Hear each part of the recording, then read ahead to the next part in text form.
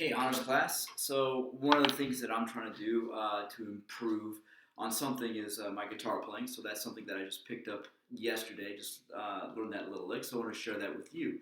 Hopefully, while you guys are stuck in this quarantine, you're stuck at home, you're doing something to get better, something to improve yourself besides just the schoolwork. You're doing something to improve your musicality, improve your physicality, like doing exercise, or just improve yourself as a person. So this is an opportunity for you guys to work at something that makes you better. Because if you're not getting better, you're getting worse. So, all right, on to the school stuff. Today, I'm just want to explain to you guys the assignment that you have for the assignment for today.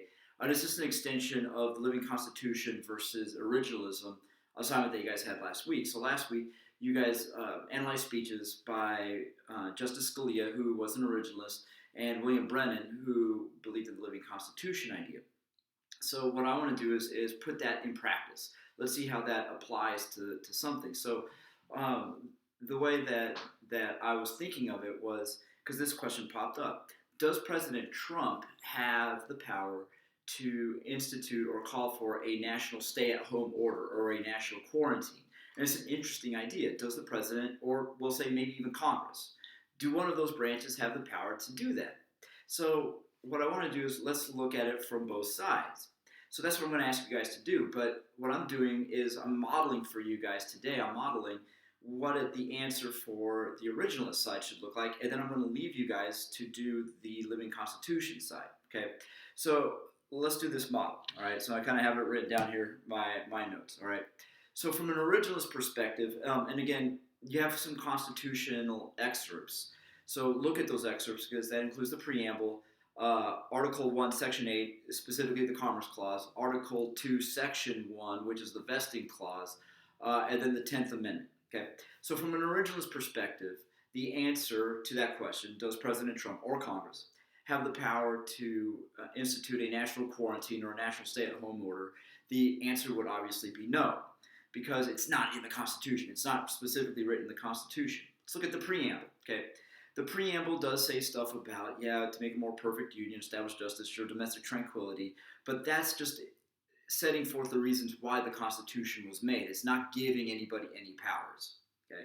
The Commerce Clause, it says that Congress has the power to regulate commerce between the states, right? But a national stay-at-home order or a national quarantine really only regulates industry. It regulates the economy. It doesn't say anything about individuals and how individuals can go out of their house. Let's look at the next clause, the Vesting Clause. Vesting Clause says that the executive power shall be given to the president. But from an originalist standpoint, executive power means enforcement power. That the whole point of a president is to enforce laws, right? The executive branch enforces laws. So they're supposed to enforce laws, not make laws. So neither be Congress, it can't be the president. And then looking at the 10th Amendment says those powers not specifically delegated to Congress by the Constitution are reserved to the states or to the people, meaning that since that power is not given specifically to Congress, those powers to issue stay-at-home orders is given specifically then to the states. And it's the states that have been doing that. Like Missouri finally got around to doing that. I think only about 7 or 8 states are left that haven't issued such orders. So from an originalist perspective, they would say, yes, that's the point. The states have the power to do that, not the national government. Okay. So now what do you have to do? What you have to do then is come up with the Living Constitution version of that based on those excerpts. Okay.